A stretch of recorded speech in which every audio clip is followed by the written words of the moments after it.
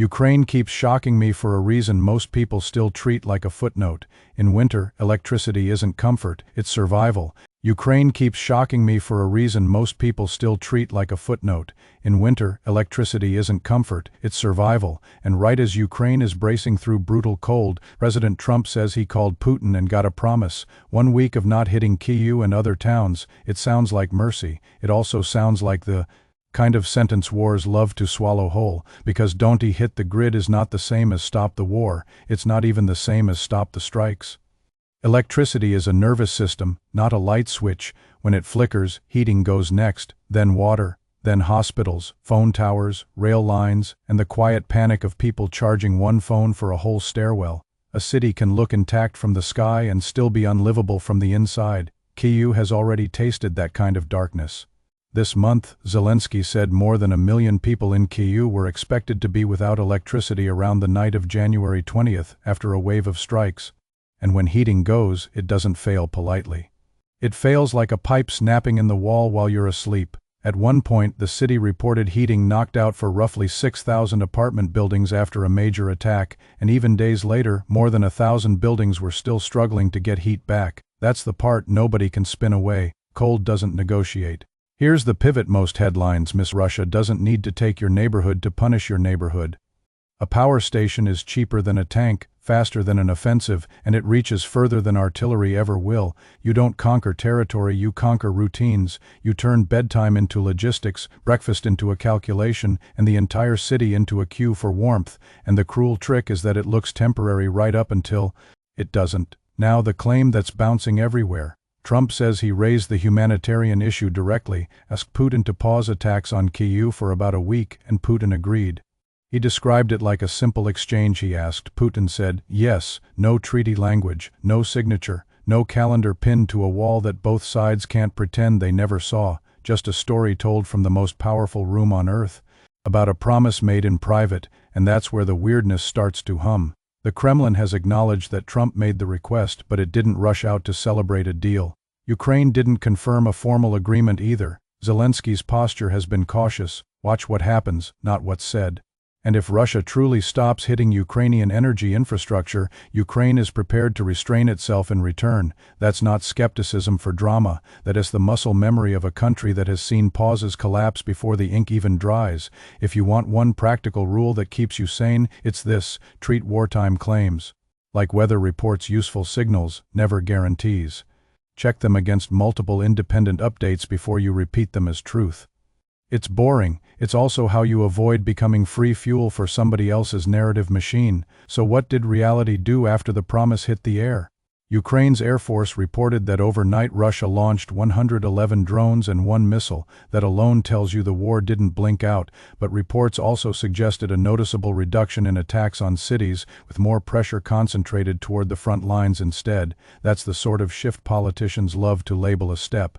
It can also be something far colder, a tactical rhythm change, a pause that costs Russia little and buys it options. And yes, there's a diplomatic backdrop that makes a short pause make more sense. Talks have been taking shape in Abu Dhabi, with the idea of limiting strikes on energy infrastructure floating again as a potential confidence test. The reason that matters is simple: energy targets are where the war touches civilians fastest, and where each side can claim restraint without conceding territory. But there's also a reason Ukrainians don't relax when they hear it. A previous energy-related pause idea has surfaced before and collapsed quickly, because don't hit the grid is the first promise everyone breaks when the pressure returns. This is why I don't frame it as is Trump lying or is Putin bluffing. That's the wrong question. The right question is mechanical. What changes on the ground, hour by hour, neighborhood by neighborhood? Are substations still getting hit?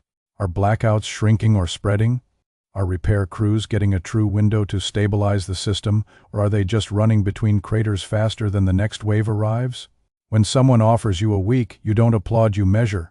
Over the next few days, the reality check is going to be brutally simple. If Kyiv's nights stay quieter, if the grid holds steadier, if heating failures stop multiplying, then maybe that phone call created a narrow lane of relief. If strikes continue but shift elsewhere, then the pause is a spotlight trick, safe for headlines, useless for human bodies. And if the attacks return to the grid the moment the calendar turns, then we've learned what this really was. Not peace, just timing, but there is one more layer that turns this from people freezing into something that should make every European capital pay attention. The power grid in Ukraine isn't only about apartments and streetlights. It's also tied to the safety systems that cannot afford long darkness. And when you realize who is meeting in Vienna right now and why, you start to see that this one-week story may be covering up a much larger fear. So when I said Vienna matters, I wasn't trying to sound dramatic. I was pointing at the one place where diplomats stop talking like politicians and start talking like engineers. On January 30, the International Atomic Energy Agency called a special board session in Vienna because the grid attacks aren't just freezing people. They are crawling up the ladder toward nuclear risk, not nuclear weapons risk, the scary Hollywood kind, the boring kind that's scarier because it starts with a power cut and ends with a chain of systems failing in the dark. The part that makes your brain short-circuit is the simple paradox: a nuclear plant produces electricity. But it still needs electricity from the outside world. It needs an uninterrupted stream of external power to run cooling and essential safety systems. If that external power drops, the plant doesn't magically become self-sufficient, it flips to backup power, and now you're living on layers of contingency, not comfort. I want you to feel how thin that line is, because wars love thin lines. The backups are real, and they work until they don't. Emergency diesel generators can keep cooling systems running if the main grid goes down, but diesel is a promise you have to keep refueling, protecting, maintaining, and testing while missiles are flying. One failure becomes two because stress multiplies mistakes. A generator that won't start is a mechanical problem in peacetime. In wartime, it's a headline you never want to see, and the whole point of the IAEA warning is that repeated damage to substations makes those unlikely scenarios less unlikely. This is why substations suddenly become the main characters. People imagine the grid as wires in the sky, but the real choke points are those quiet, ugly nodes that step power up and down and keep the flow stable. Hit those, and you don't have to hit everything. The IAEA's Director General has been blunt that damage to electrical substations undermines nuclear safety and must be avoided. And right now, the agency says an expert mission is underway assessing 10 substations that are crucial to nuclear safety, 10 targets, 10 bottlenecks, 10 places where the wrong night can turn a local blackout into a continental nightmare, and notice what that does to the politics. Suddenly, this isn't only about Ukraine's suffering, as vast as it is. It becomes about Europe's risk tolerance, because radiation doesn't stop at a border crossing. It becomes about whether weaponizing winter is evolving into something even more destabilizing. When diplomats say nuclear safety, they're also saying panic, markets, and evacuation planning, without ever using those words. That's why the meeting matters, even if it produces no binding outcome, because the alarm itself changes the room. Now go back to the one-week promise and listen again with that in mind. Trump says he personally asked Putin not to fire on Kyiv and other towns for a week during the extraordinary cold, and that Putin agreed. Then the Kremlin spokesperson confirms a request was made, but the timeline suddenly gets muddy, with talk of stopping until February 1st. That's only a couple of days away, not a week, which tells you something uncomfortable. Either somebody misspoke, or someone is defining pause in a way that keeps maximum wiggle room. And that wiggle room is where people get hurt, because the sky doesn't care about semantics. Overnight, Ukraine's Air Force reported Russia launched 111 drones and one ballistic missile, injuring people even as the pause story circulated. Russia also said it shot down Ukrainian drones because this is not a frozen conflict. It's a grinding attrition machine that keeps moving while leaders talk. I keep coming back to one rule: never judge a truce by the microphone, judge it by the next night's flight path. What you can see, though, is how the battlefield might be rearranging itself.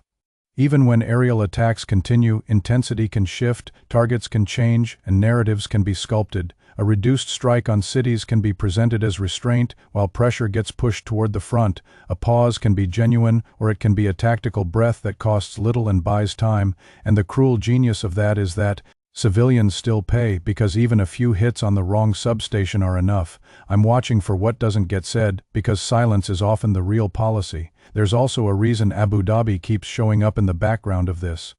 The idea of limiting strikes on energy infrastructure has been discussed in talks involving envoys from Ukraine, Russia, and the United States, with more discussions expected. On paper, that kind of limited restraint sounds like the easiest confidence test imaginable. In practice, it's a trap made of misunderstandings. Which targets? Count which regions count, what qualifies as energy, and what happens when one side says we didn't mean that substation. The structure matters more than the announcement, because without a clear mechanism, every pause becomes a blame contest the moment the lights go out again. So yes, the nuclear layer makes this bigger, and it also makes it more fragile. If the grid is treated as a bargaining chip, then nuclear safety becomes collateral in a negotiation that can break over a single phrase. If the world accepts vague promises, the cost is paid in emergency diesel, exhausted repair crews, and cities learning how to live with candles like it's normal. And if you think that's already the worst part, I'm telling you, it gets stranger, because the next battlefield isn't only steel and explosives, it's signal, it's connectivity, it's the invisible thread between a drone and the hand guiding it from miles away. Ukraine is now talking openly about working with SpaceX to prevent Russia from using Starlink for drones, and that should make you pause for a different reason, because when war moves into networks, the rules change fast, and the winners aren't always the ones with the biggest missiles. And in the next part, I am going to show you why a one-week pause might be less important than who controls the sky's Wi-Fi. The strangest part of this war is that the deadliest weapon is often not the missile, it's the connection that tells the missile where to go. It's the signal that guides a drone through a snowstorm, through jamming, through smoke, right into a transformer yard that most people couldn't find on a map. And once you see that, a one-week pause stops sounding like peace. It starts sounding like a window in a much bigger contest over who controls the invisible layer above the battlefield, because drones don't hunt like humans, they hunt like machines. They need navigation, targeting updates, and sometimes a live link that lets an operator correct the last few hundred meters when GPS gets ugly. If you cut that link, a drone becomes dumber, slower, easier to misdirect. If you protect that link, a drone becomes a scalpel. That's why energy strikes and Starlink belong in the same sentence, even if they seem unrelated at first. Ukraine is now publicly saying it is working with SpaceX to block Russian use of Starlink for drones. I'm not saying that as a rumor you repeat for thrills. I'm saying it because it reveals a new kind of front line, one where the decisive fights happen inside algorithms and access lists, not trenches. A decade ago, air superiority meant jets. In 2026, it also means satellite terminals, authentication keys, and how fast a company can respond when a battlefield steals its technology. And you can feel the urgency in the way Ukrainian officials talk about it, not as a theory but as an active containment problem. Here's the unsettling angle. A weapon doesn't have to be advanced if its guidance is. You can bolt intelligence onto a cheap airframe, and suddenly you've upgraded the entire threat without upgrading the factory. That is why stories about drones and connectivity matter even to people who don't follow military hardware. The war is industrial, yes, but it's also modular. Swap one component and the whole system gets more dangerous. And the component everyone is fighting over right now is the one you can't see with your eyes. This is also why the diplomacy around pause strikes on Kyiv feels so slippery. A pause on a capital is a political headline. A pause on the grid is a humanitarian lifeline. A pause on one category of targets still leaves 100 other categories wide open. You can reduce the pressure and still keep the war hot, just redirected. I keep thinking about how easy it is to sell restraint while maintaining leverage, because the audience can't track every strike in real time.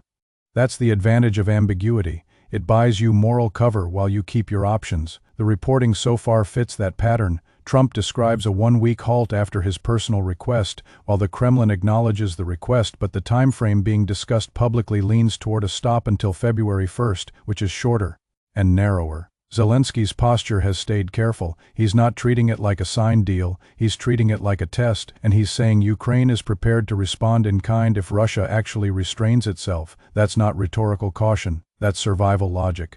Because if you trust the wrong pause, you relax your defenses, you slow repairs, and then one night later the lights go out harder than before, and the nights have not gone quiet everywhere. Ukraine's Air Force reported Russia launched 111 drones and one missile overnight, even as the pause story circulated, and the difference between fewer attacks on cities and a ceasefire is the difference between relief and illusion. I'm watching for the practical markers that can't be faked. Are substations still taking hits? Are heating outages shrinking day to day? Are repair crews getting a stable rhythm, or are they sprinting between new craters?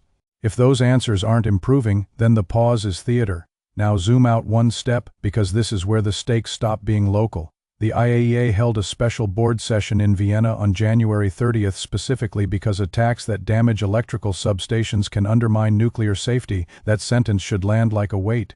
A nuclear plant needs reliable external power for cooling and safety systems. Backup diesel exists, but backups are not destiny. The agency says it is assessing 10 substations that are crucial for nuclear safety. 10 nodes, 10 fragile points where a blackout is not just inconvenience, it's risk management under fire. What people miss is how these layers stack. First you hit the grid and the city freezes, then the grid instability starts flirting with nuclear safety margins, and suddenly the problem isn't only Ukraine's suffering, it's Europe's anxiety. At the same time, drones get smarter because their connectivity improves, and now even small groups can deliver strategic disruption.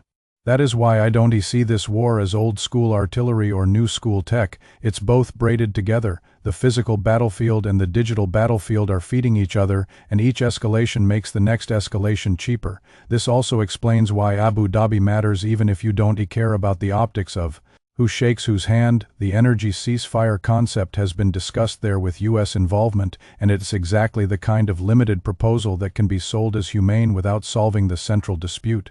It's a pressure release valve, not an end. Sometimes that's still worth doing because a pressure release valve can save lives, but it only works if it's precise, enforced, and mutually understood, because otherwise energy becomes a loophole you can drive a missile through. So here's where I land, and I'm going to keep it sharp. Ukraine keeps shocking me because it is fighting on 4 levels at once, keeping people warm, keeping the grid alive, keeping nuclear risk contained, and keeping its digital backbone from becoming the enemy's advantage.